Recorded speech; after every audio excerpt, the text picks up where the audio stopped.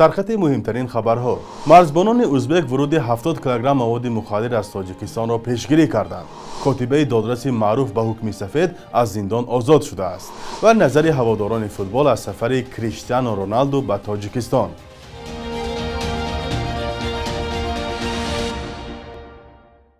درود بینندگان عزیز و روزتان بخیر باشد. برنامه نویدی بامدادی تقدیم شما می‌گردد و من فرزان محمدی با جمع همکارانم در 10 دقیقه دیگر از نوگانی‌ها شما را آگاه خواهیم ساخت. امروز 13 سپتامبر است. سامانه رسمی مقامات گمرک در جمهوری ازبکستان روز 12 سپتامبر خبر داد که کارمندان باجخانه سر آسیا در مرز این ولایت با شهر تورسونزاده تاجیکستان در داخل ماشین بارکش تمغه والوو قریب 70 کیلو مواد مخدر یافتند. شاهروز ارالوف سخنگوی باجخانه ولایت سرخاندریا میگوید مواد مشکوک را در کابینه راننده با کمک دستگاه رنگن دریافت کردند. در نتیجه کافتوکاب عمیق‌تر با جلب نیروی انسانی از کابینه راننده در عموم 66 بسته با مواد مشکوک، 30 بسته با مواد رنگش سفید و 36 بسته با مواد رنگش تیره دریافت و مصادره کردند. تشخیص بعدی نشان داد که آن مواد سفید در 30 بسته جابجا کرده شده، هروئین و مواد تیره در 36 بسته جابجا کرده شده، حشیش بودند. حادثه آخر نخستین مورد دریافت و مصادره مقدار بزرگ مواد مخدر در مرز تاجیکستان با ازبکستان نیست. یک ماه پیش نیز در گذرگاه آیبک در مرز ازبکستان و تاجیکستان از چنین حالت پیشگیری شد. آن زمان نیز مرزبانان از داخل ظرف گاز قریب 53 کیلو حشیش و بیشتر از 3 کیلو هروئین را دریافت و عاملانش را بازداشت کرده بودند. کاتبه دادرس پیشین رستم سید احمدزاده که به گناه قلابی به 10 سال زندان محکوم شده بود پیش از مهلت آزاد گردیده است. عزیزه حیدرова به رادیو آزادی گفت او را بعد از پرداخت جبران ضرر بر اساس قانون عفو رها کردند. دادستانی و سرریاست زندانها تا هنوز قضیه را شرح ندادند. خانم حیدرова میگوید هفته گذشته از محبس به خانه برگشت و از وضع سلامتی شکایت ندارد. او گفت از بحر یک منزل بحثی که سبب بازداشت شدنم گردیده بود گذشتم. این کاتبه دادرس سابق که بازداشت و زندانی شدنش سر و صدای زیاد به میان آورد حالا نمیخواهد در این موضوع زیاد گپ زند. از جمله معلوم نیست که چرا در زمان تفتیش قضیه از بحر خانه نگذشت اما بعد از چند مدت حبس به تقدیمش راضی شد. پیشتر برنا حیدر و مادر عزیزه حیدرова به رادیو آزادی گفته بود که دخترش را مجبور کردند به ضد رستم سید احمدزاده دادرس پیشین دادگاه ناحیه باوجان غفوروف بیانات دهد و بحث خانه تنها بهانه است. رستم سید احمدزاده دادرس پیشین دادگاه ناحیه باوجان غفوروف که با حکم‌های سفید معروف بود ماه اپریل امسال به 6.5 سال زندان محکوم شد. دیرتر دادگاه عالی از این حکم 1.5 سالش را کم کرد. مقامات ریاستی وزارت کارهای داخلی در ولایت سوخت از بازداشت 2 نورس خارجی خبر داد که در چندین حالت به دزدی متهم می‌شوند. آنها استقامت کنندگان منطقه سرحدی در ناحیه بیکاباد ازبکستان و هممرز با ناحیه سپیتامین تاجیکستان بوده با اجازتنامه مخصوص روا می‌کردند. اکبر شریفوف سخنگوی این نهاد در گزارش ویدیویی خود گفته است که بازداشت شدگان دست کم در 9 حالت به تصرف تجهیزات تکنیکی گمانبر شده به تاجران زیان کلان مالی رساندند. حالا نسبت آنها پرونده جنایتی بازگردیده تفتیشات پیشکی ادامه دارد. این از کمترین حالت‌هایی است که نابالغان همسایه کشور تاجیکستان در حدود کشور دست به جنایت می‌زنند. دسته منتخب المپی فوتبال تاجیکستان که بازی دومش را در مرحله انتخابی جام آسیا 2024 در گروه ای با تیم استرالیا به حساب 1-1 انجام داد به قسم نهایی مسابقات که سال آینده در قطر دایر می‌گردد راه پیدا کرد. بازی دور سوم مسابقات در گروه ای میان دسته‌های منتخب المپی تاجیکستان و استرالیا شب سه‌شنبه 12 سپتامبر در ورزشگاه مرکزی دوشنبه با حضور بیش از 12,000 تماشاگر دایر گردید. هر دو گل در نیمه اول دیدار زده شد. حساب را حمله‌گر منتخب استرالیا کامیرون پیوپیان در دقیقه 12 کشاد. بعد اجرای ماهرانه ضربه جریمه‌ای از جانب او از مسافه دور توپ به برج نهگانی دروازه میزبانان وارد شد.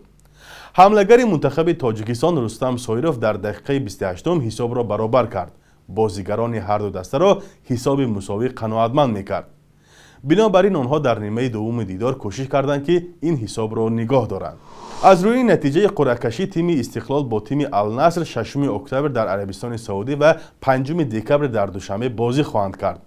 کریستیانو رونالدو فوتبالباز جهانی که در هیئت تیم النصر شامل است به دوشنبه می‌آید.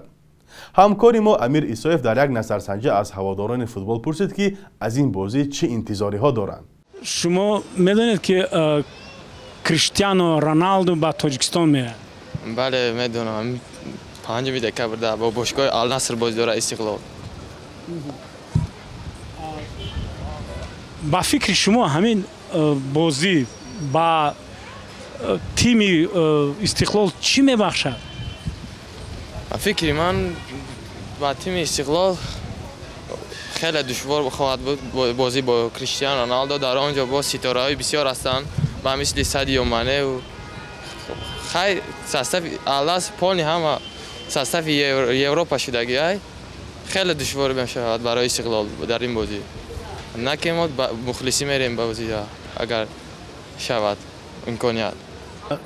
به نظر شما او میآید به همین بازی؟ میآید. حتما میآید کریستیانو رونالدو. بیشتر مخلصای مسی هستند. شما مخلص کریستیانو هستید یا نیست؟ من مخلص کریستیانو رونالدو ام. بازیگر جهان یکم کریستیانو رونالدو. بعد از اون بعد مسی. به نظر من همین خیلی فکر میکنم. بله حتما تاثیر خوش میده براش که با این دولت ما بازیگر نامی جهان میباید همه تاثیرش میتید. بله مثلا فوتبالیستای ما خودشون کریستیانو رونالدو را همه بازیگرای ما خودشون دوستش میدارن که بهترین فوتبالیست جهان است. پیشرو فوتبالیست همین جهان کریستیانو رونالدو بعد مسی. برای همین وقتی که کریستیانو رونالدو در تاجیکستان ما وقتی که بیاید این بازیگرای ما همچو با همون قاعده قوا میگیرن. وقتی که میبینن کریستیانو رونالدو را با قواشون زیاد میشود. J'espère que d'abord il y a mon frère qui joue à Istiklal, donc je sais que Istiklal va gagner l'équipe de Cristiano Ronaldo. J'ai confiance à Sibaï, Cédric Gogoa. بخش یک روزی تاریخ را همکارم خیرامان بقازاده تقدیمتان میکند که مهمترین تحولات تاریخی در روز 13 سپتامبر را فرا میگیرد.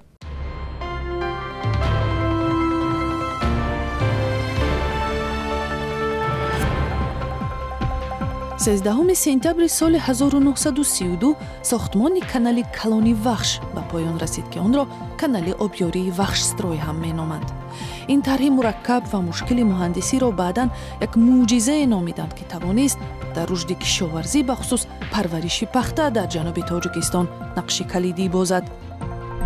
13 сентябри соли 2019 хабари гӯё барҳам хӯрдани ширкати азими Фароз расонаӣ шуд ки чандин соҳаи сердаромади иқтисоди Тоҷикистонро дар даст дошт. вале таҳқиқоти журналистии радиои озодӣ дар солҳои баъдӣ собит кард ки ширкати Шамсулло Соҳибов домоди президенти Тоҷикистон дар соли 2021 ҳам фаъол буд. аз ҷумла дар озмонҳои давлатӣ ширкат карда як ширкати зертобеаш китоби тоҷикони Бобоҷон Ғафуровро чоп кард ва ҳудуди 75% пули хизматрасониҳои бозрасони давлати автомобилӣ ба суратҳисоби Фароз IT меравад. кумитаи андози Тоҷикистон бо ин вуҷуд пойфишорӣ мекунад ки ширкате бо чунин ном вуҷуд надорад. раис ҷумҳури Тоҷикистон 11 марти соли 2020 пас аз ним соли эълони баста шудани Фароз барои он дар шаҳри Душанбе наздики 5 гектар замин ҷудо кард. коршиносон гуфтанд мақсад танҳо аз байн бурдани номи Фароз буд, на худи он. 13 сентябри соли 2016 иттиҳоди журналистони Тоҷикистон медали ба номи Акбари Саттор ва Овози Тоҷикро таъсис дод.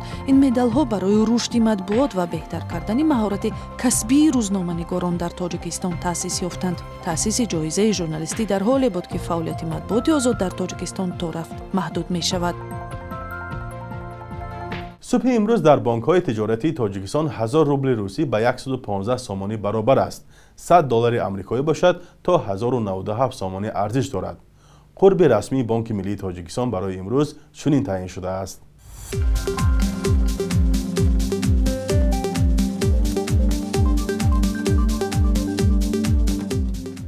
بینندگان عزیز تشکر که تا آخر برنامه ما را همراهی کردید.